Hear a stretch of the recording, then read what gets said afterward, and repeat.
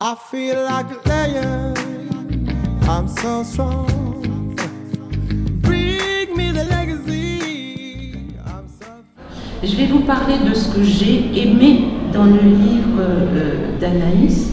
Je pourrais vous dire ce qu'il y a dans ce livre, ce qu'on peut aimer. Non, je ne peux pas généraliser, donc je vais vous parler de ce que moi j'ai aimé. Moi j'ai aimé le style qui est un style très ciselé, terriblement efficace, très rythmé. J'ai beaucoup apprécié la construction du roman. J'ai aimé les personnages. On a 4 personnages principaux. 4 personnages principaux. On a Alice, Alissa, on a Omar, Adam. Ce sont des personnes qui nous viennent d'un autre pays qui s'appelle la Tchétchénie. Et on va découvrir un petit peu plus d'ailleurs la Tchétchénie à travers l'histoire, à travers l'intrigue. Eux rêvent d'intégration complète à la culture occidentale. Et vous avez 2 autres personnages, Kirem, le frère en fait de Omar Adam, et puis Mahmoud, qui eux sont plutôt repoussant plutôt la culture occidentale. C'est un livre qui se lit vraiment comme un thriller jusqu'à la dernière phrase. Il est haletant, vraiment, il nous tient complètement en haleine, et à côté de ça, il va nous évoquer énormément de choses, et en particulier, il va faire référence à notre actualité, parfois notre triste actualité, puisqu'on va nous parler d'attentats. Et il va aussi, et surtout, enfin c'est le grand questionnement en tout cas que moi j'ai trouvé dans le livre, mais qu'est-ce que c'est que l'exil, qu'est-ce que suppose l'exil, comment en fait notre culture peut aussi choquer des cultures différentes, comment on doit faire pour quand on est un immigré pour s'adapter à la culture du pays, est-ce qu'il faut complètement s'oublier et oublier d'où on vient, ce qu'on est, notre langue, etc., pour pouvoir être vraiment accepté par le pays accueillant. Il y a toutes ces questions, il y a des questions effectivement sur aussi la sexualité, sur l'identité, etc. Je trouve que c'est un livre vraiment sur l'identité.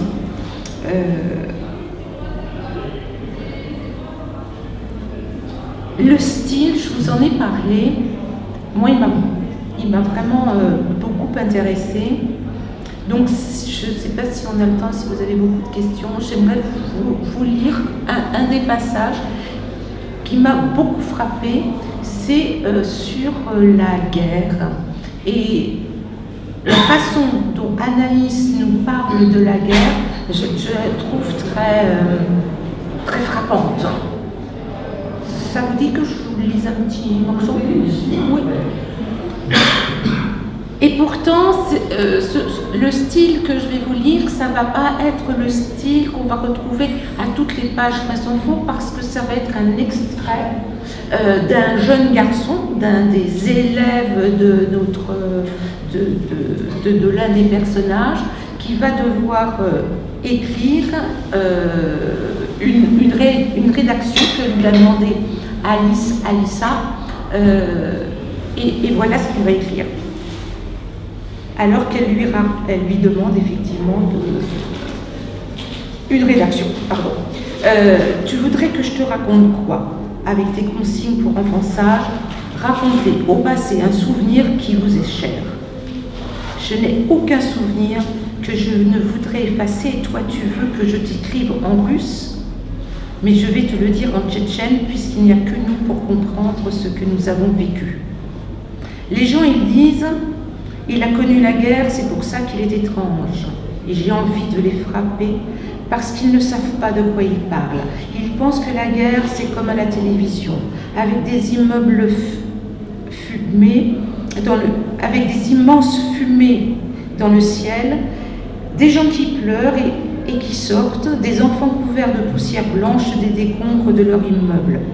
Ils ne savent pas que la guerre, c'est la cave, l'attente, la faim, les gens qui s'éteignent, l'impuissance des mots qui ne servent à rien face aux soldats, l'humiliation, les souvenirs qu'on veut jeter et qui restent comme tatoués dans le blanc de l'œil. Tu clignes des yeux et la guerre revient. Tu regardes ailleurs, elle est toujours là. Tu dors, elle t'attend tapis dans le noir. Un souvenir qui m'est cher, madame la professeure, si cher que je veux bien te le vendre, etc. J'avais jamais lu la guerre comme ça. Et sincèrement, ça m'a profondément touchée. Mais effectivement, nous ne sommes pas là pour parler de moi et de ce qui me touche, mais surtout de parler pour Anaïs. Avez-vous des questions? Non? Alors moi, je voudrais juste demander à Anaïs comment lui est venue l'idée de ce roman. Et donc, on a tissé une amitié très forte. Et je le voyais profiter de cette liberté et accepter d'avoir deux identités. L'une tchétchène et l'autre homosexuelle, puisque malheureusement les deux sont incompatibles. Puis sa famille l'a rejoint et ils sont venus eux en Belgique. Et son petit frère, pareil, je préfère ne pas donner le nom pour ne pas attirer de choses néfastes sur eux si on les reconnaît. Son petit frère s'est radicalisé sous nos yeux et il a voulu partir en Syrie en 2016, si je ne me trompe pas. Et voir deux frères qui se ressemblent autant, qui sont si proches, et l'un qui donc considère l'Europe comme une possibilité, une infinie possibilité d'être enfin ce qu'il est, et l'autre qui rejette en bloc l'Europe comme autant d'outrage à ses traditions, à ce qu'on lui a inculqué, et qui du coup a des envies d'absolu, qui se sont vues dans la religion musulmane telle qu'il l'a percevue lui. Ça m'a inspirée et je me suis dit, mais comment parler de cette histoire, moi qui ne suis pas tchétchène, qui ai été plusieurs fois en Tchétchénie, j'ai beaucoup d'amis tchétchènes, je ne parle pas la langue, comment parler de cette histoire, comment parler de cette dualité. Et quand les attentats ont eu lieu, à la fois en France puis en Belgique, j'ai été choquée par à quel point cela remettait en cause nos identités en tant que personnes parfaitement intégrées, souvent qui sommes nées dans ce pays touchées par les attentats. Et j'avais envie c'est pas que j'avais envie, mais je sentais que c'était peut-être la seule situation qui me permettait de dérouler la complexité des identités, qu'elles soient compatibles ou qu'elles soient bien rigides, comme certains peuvent les avoir. Et c'était aussi pour moi l'occasion de parler d'un pays qui m'est cher, la Tchétchénie. On ne connaît pas vraiment, je ne sais pas si à Alençon vous avez des Tchétchènes, mais il y en a une communauté tchétchène. Est-ce qu'il y a un Tchétchène dans la salle? Parce que ça a changé le discours. Mais c'est un pays merveilleux. C'est une culture incroyable avec malheureusement une homophobie très forte, une misogynie très très forte, un système patriarcal très ancré, mais c'est une société incroyable qu'on ne connaît pas ici. Et j'avais envie de parler aussi de cela et d'évoquer ce débat permanent qu'on a dans nos sociétés occidentales face à l'afflux d'immigrants, de réfugiés, mais aussi tout simplement de personnes étrangères qui décident, d'autres Européens qui décident de déménager dans notre pays, et dire qu'est-ce que nous on fait pour accueillir l'autre et lui faire sentir que malgré sa différence, il peut rester parmi nous et il est accepté. Et malheureusement, très souvent, si l'on est différent, on n'est pas accepté, on est l'objet de procès sans fin, mais on est toujours perdant parce que si on refoule nos origines, notre identité première, elle peut nous revenir comme un boomerang dans la figure, c'est le cas des personnages. Et si on essaie d'être dans les deux tableaux, d'être à la fois tchétchène et néerlandais, puisque l'histoire se passe aux Pays-Bas, on fait un grand écart qui n'est pas tenable, en tout cas aux yeux des autres. Et j'apporte pas de réponse ni de théorie en fait dans ce roman, mais j'avais ces questions en moi.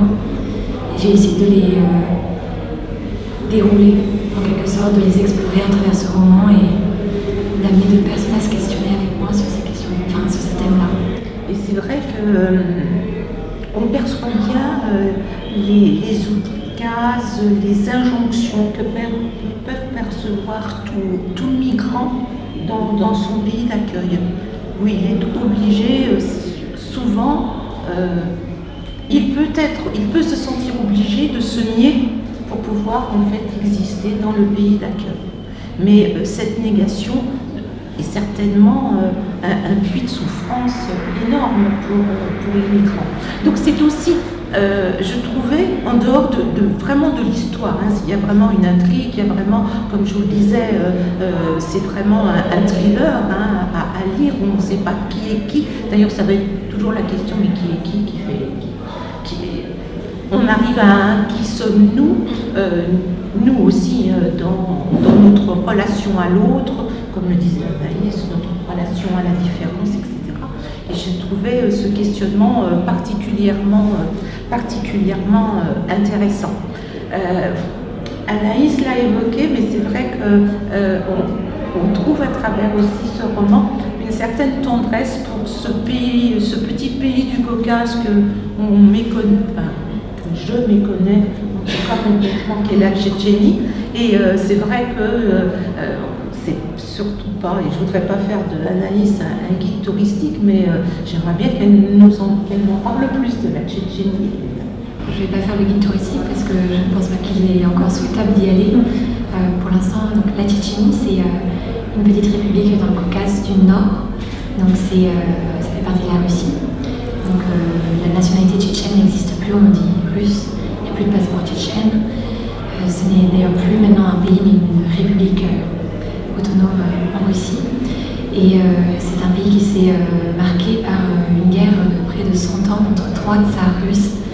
Alors, moi, j'ai grandi à l'étranger et j'ai toujours trouvé refuge dans la littérature russe parce que je ne sais pas pourquoi, mais Tolstoï, Dostoïevski, Turgenev, ça m'inspire énormément. Et voir à travers leurs écrits les Tchétchènes sur leurs chevaux qui arrivent et qui dessinent des troupes russes, ça m'a donné envie de rencontrer, de savoir qui étaient ces Tchétchènes sanguinaires qu'on décrit comme les grands méchants, en tout cas en Russie. Et donc la Tchétchénie, après cette histoire assez sanglante qui s'est conclue par une défaite puisqu'elle a été intégrée dans l'Empire russe, a ensuite après la chute de l'URSS, a proclamé son indépendance et en 1994, le président russe Yeltsin a lancé une guerre très meurtrière pendant 2 ans que la Russie a perdu, ce qui a fait en sorte que la Tchétchénie soit indépendante jusqu'en à peu près fin 99, mais c'était un pays détruit, sans loi, où le kidnapping était un peu la règle, où la mafia était permanente. Et fin 99, Poutine a relancé une guerre qu'il n'a pas appelée guerre, qu'il a appelée opération de contre-terrorisme. Et elle a duré à peu près 4-5 ans et s'est transformée en guérilla. Et maintenant, les Tchétchènes ne se battent plus contre la Russie. Ils sont intégrés et ils sont toujours pointés du doigt et considérés comme le grand méchant loup. Il y a un grand racisme anti-tchétchène en Russie et c'est une république désolée avec une très grande corruption où l'islam est porté comme nouvelle idéologie et disons que cela a remplacé la haine de la Russie. Et en ce moment, il y a une dictature en place, Kadyrov est au pouvoir. C'est pour ça que je ne vous conseille pas d'y aller pour vos vacances. C'est un pays qui est magnifique, magnifique. Quand j'y allais en tant que femme invitée par des Tchétchènes et je faisais semblant d'être tchétchène. C'est le seul moyen de ne pas vraiment être embêtée. L'histoire se situe aussi aux Pays-Bas. Donc nos Tchétchènes, si je puis dire, émigrent aux Pays-Bas. Pourquoi avoir choisi les Pays-Bas? Il y avait une raison particulière? Il y avait plusieurs raisons. La première, la plus honnête, c'est que j'ai vécu aux Pays-Bas pendant mon adolescence et que c'est là que j'ai pour la première fois rencontré ce qu'était le racisme. Non pas envers ma personne, mais j'avais un petit ami tunisien qui était né aux Pays-Bas, qui parlait parfaitement néerlandais. Et autant, moi, on me ramenait jamais à ma condition d'étrangère quand je venais juste d'arriver. Je parlais pas néerlandais très bien, je faisais 1000 fautes. Mais j'étais européenne, j'étais blonde aux yeux bleus, et donc tout était accepté. Et lui, qui parlait néerlandais parfaitement, qui avait même le passeport néerlandais, était toujours ramené à ses conditions d'étranger. Et or, les Pays-Bas ont quand même cette réputation de pays tolérant, et on le sent quand même. Moi, je le sentais dans ma vie d'adolescente. C'est un pays libre où on se sent en sécurité, où on a cette sensation de petit village que vous avez. Donc, moi, je trouve fantastique quand on la ressent, où chacun fait attention à l'autre. Mais dès qu'on était catégorisé comme étranger, on était invisible et on était très mal accepté. Et donc ça, c'était dans les années 2005-2006. Ça a peut-être changé depuis, mais j'ai des amis qui y habitent et qui me disent que malheureusement ça continue et même ça s'aggrave. Donc j'avais envie d'explorer ce paradoxe-là aux Pays-Bas, cette terre de tolérance affichée notamment vers l'homosexualité et toutes les minorités sexuelles, et en même temps cette crispation qu'il y a malgré tout dès que quelqu'un ne parle pas néerlandais parfaitement bien, s'il est étranger, ou qu'il ressemble à quelqu'un qui n'est pas néerlandais. Donc il y avait cette question-là. L'autre raison qui est peut-être encore plus honnête, c'était que c'est une histoire avec une trame narrative un peu complexe autour d'un attentat, et j'étais incapable de l'écrire comme se déroule en France. J'habite pourtant à l'étranger, j'ai à peine vécu 4 ans en France, mais les attentats de Paris m'ont extrêmement touchée et bouleversée. Et si je voulais les mettre un peu à distance, et si je voulais les utiliser comme un point, un catalyseur en fait de la trame narrative, j'étais obligée de les mettre à distance et donc de les poser dans un autre pays. C'est un peu de lâcheté en quelque sorte, mais j'espère qu'on me pardonnerait. Je ne pouvais pas l'écrire comme si c'était en France. Je bloquais. Pour les Arméniens, les Géorgiens, ils sont natifs du Caucase. Pour la plupart, ce sont fait des générations qui vivent dans ces belles montagnes du Caucase, et ils sont interdits du mot caucasien. Ça ne leur appartient plus. On l'a pris pour eux. C'est étonnant. Hein. Est-ce que certains d'entre vous ont lu? Non, toujours pas. Bon, il y a quand même de bons élèves, c'est bien. Est-ce que vous aimeriez poser une question à Anaïs? Est-ce que vous voulez rajouter quelque chose qu'on n'aurait pas dit qui vous paraît important dans le livre? Sachant que chacun reçoit un livre en fonction de ce qu'il est. Non? On reprend ce que vous avez dit dans la mesure où c'est un livre qui est extrêmement bien construit. Et par contre, moi, le côté roman, je trouve que c'est pas trop romancé. Hein. Il y a beaucoup de vérité dedans. Et je trouve que c'est très, très, très réaliste. Et de ce qui se passe, on a c'est affolant d'ailleurs. Hein. Mais c'est très, très bien fait, très, très bien construit, et très précis, très documenté, très bien écrit aussi. Merci, parce que ça se lit comme ça. Moi, je l'ai adoré. Voilà. Il y a la question du déterminisme aussi. C'est difficile d'échapper à son destin, de faire oublier qui on est, ses racines. Je pense à l'enseignante, par exemple. Il y a la question de la trahison aussi qui est intéressante. C'est intéressant ce que vous êtes en train de dire, puisque il y a un personnage dont on n'a pas parlé ici qui s'appelle Mahmoud, qui est le cousin de Omar et de Kirem, et qui est étrangement mon personnage préféré, notamment parce que il y a un déterminisme en fait qui se met en place dès le début. Et en tant que personne qui a mis en place ce déterminisme, je me sentais extrêmement coupable envers ce personnage, parce que dès le début, si on fait une psychanalyse rapide de Mahmoud, il s'agit d'un enfant suractif qui a vécu sa prime enfance dans une cave parce que c'était la guerre, et qui du coup n'a pas pu s'exprimer et courir et se rouler dans la neige et se battre contre des troncs d'arbres, et toute cette violence du coup il l'a récupérée en lui, il l'a dirigée envers son cousin Omar, et un certain mécanisme implacable ça commence à se mettre en place parce qu'il a perdu son père, parce qu'il a perdu sa mère. En quelque sorte, le destin ne lui laissait plus vraiment le choix de bien tourner. Et j'aime bien dire le destin, alors qu'en fait, finalement, dans un livre, le destin, c'est l'écrivain. Et je me sens extrêmement coupable parce qu'il aurait suffi de quelques lignes pour réussir à dire à Mahmoud, tu auras une belle vie, tout va bien aller. C'est vrai, et je crois crois que je le ressens souvent je suis journaliste dans la vie de tous les jours. Et quand je fais des interviews dans des zones de guerre ou dans des zones de pauvreté ou de crispation sociale très forte, j'ai toujours l'impression qu'une main invisible, comme une sorte de grand écrivain du monde, a décidé d'avance que ces personnes-là ne s'en sortiraient pas ou souffriraient et qu'on n'arriverait pas à les aider. Non pas parce qu'elles ne se débrouillent pas et qu'elles sont feignantes ou quoi que ce soit, non, elles font de leur mieux, mais il y a un mécanisme implacable qui les empêche de s'en sortir.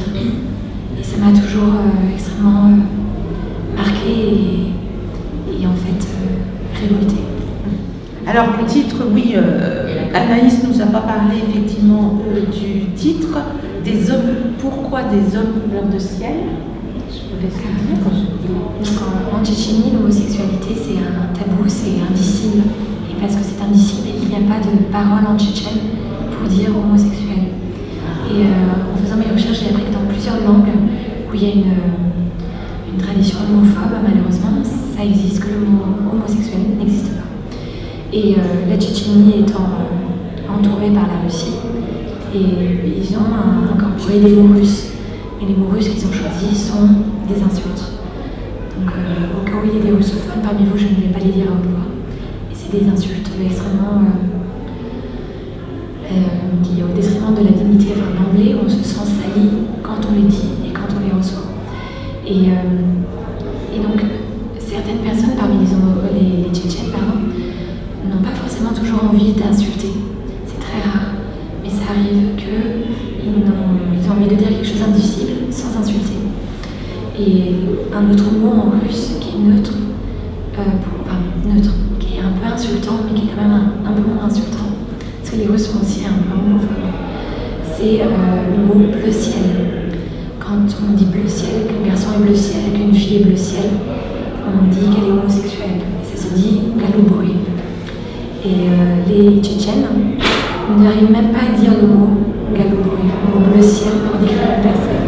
C'est trop choquant, c'est trop désagréable. Du coup, ils utilisent une périphrase des hommes couleur de ciel. Le ciel étant souvent bleu en tchétchène. Si vous avez des questions à poser, vous rejoignez Anaïs à sa place, elle